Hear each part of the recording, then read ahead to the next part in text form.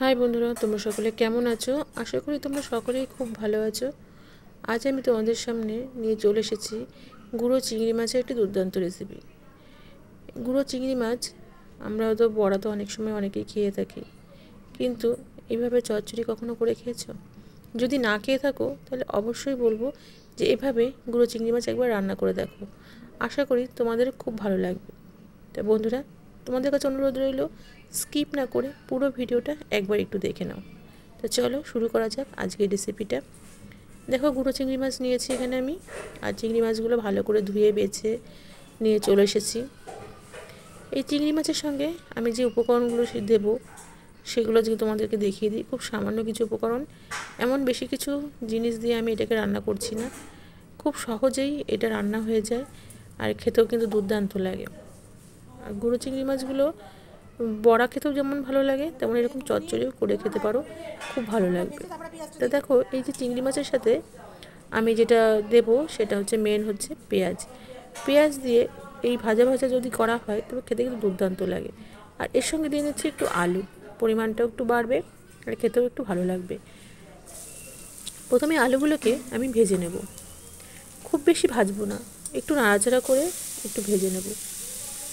এভাবে তেলের মধ্যে দিয়ে আলুগুলোকে একটু নাড়াচাড়া করে নিচ্ছি। বন্ধুরা, তোমরা চাইলে এর মধ্যে আরও কয়েকটি সবজি অ্যাড করতে পারো, যেমন ধরো ছিপ, পটল, যে কোনো সবজি তোমরা এর মধ্যে অ্যাড করতে পারো। তবে আমি এর মধ্যে কিছুই দেবো না, শুধু আলু আর পেঁয়াজ দিয়েই আমি এই রেসিপিটাকে কমপ্লিট করব। তো দেখো দেখো আলুটা কিন্তু একটু ভাজা ভাজা হয়ে গেছে। এবার এর মধ্যে আমি পেঁয়াজটা দিয়ে দিলাম। এই পেঁয়াজটা দিয়ে এবার একটু নাড়াচাড়া করে নেব। পেঁয়াজগুলো একটু নরম হয়ে আসলে হাত খুন্তিটা দিয়ে পেঁয়াজগুলোকে একটু আলাদা আলাদা করে নেব। পেঁয়াজগুলো যেহেতু কোচানোর সময় একসঙ্গে হয়ে রয়েছে, এবার এই জন্য হাতা বা খুন্তিটা দিয়ে পেঁয়াজগুলোকে একটু ভেঙে নিতে হবে, যাতে পুরো আলুর সাথে মিশে যায়। তো আমি সেভাবেই আলু আর পেঁয়াজটাকে এভাবে নাড়াচাড়া করে ভেজে নিচ্ছি। এবার এর মধ্যে আমি দিয়ে দিচ্ছি হলুদ, আর দিয়ে দেবো সামান্য লঙ্কার গুঁড়ো দিয়ে দিচ্ছি একটু কালারের জন্য। তোমরা চাইলে লঙ্কার গুঁড়োটা স্কিপ করতে পারো। দিয়ে দিচ্ছি লবণ, সবজির পরিমাণ বুঝে লবণটা দিতে হবে। আর দিয়ে দিচ্ছি লঙ্কা বাটা, লঙ্কার ঝালটা যে যার পছন্দ মতন দেবে। এবার আমি এটাকে ভালো করে নাড়াচাড়া করে নেব, নিয়ে সবজির সাথে মশলাটাকে ভালো করে মিশিয়ে নেব। আর কিছুই না, শুধু এরকমভাবে মশলা দিয়ে আর এই আলু আর পেঁয়াজটা দিয়ে এভাবে নাড়াচাড়া করে একটু ভাজা ভাজা করে নিতে হবে। একদম সোজা একটা রেসিপি, খুব সিম্পল একটা রেসিপি, কিন্তু খেতে লাগে দুর্দান্ত।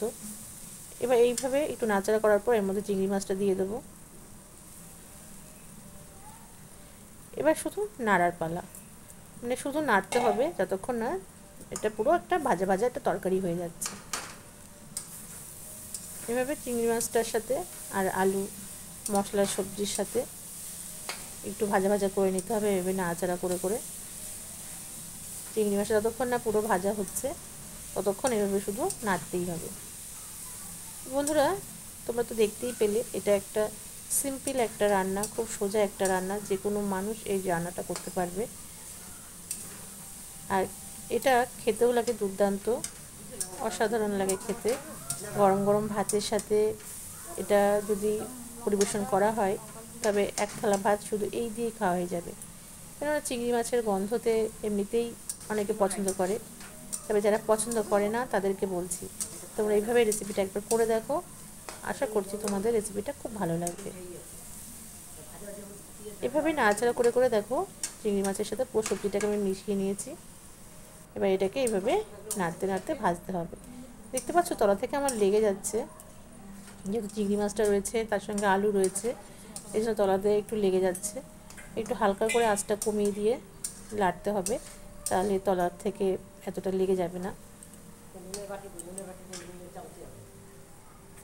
বন্ধুরা, তোমরা অবশ্যই এভাবে একবার রেসিপিটা করে দেখো।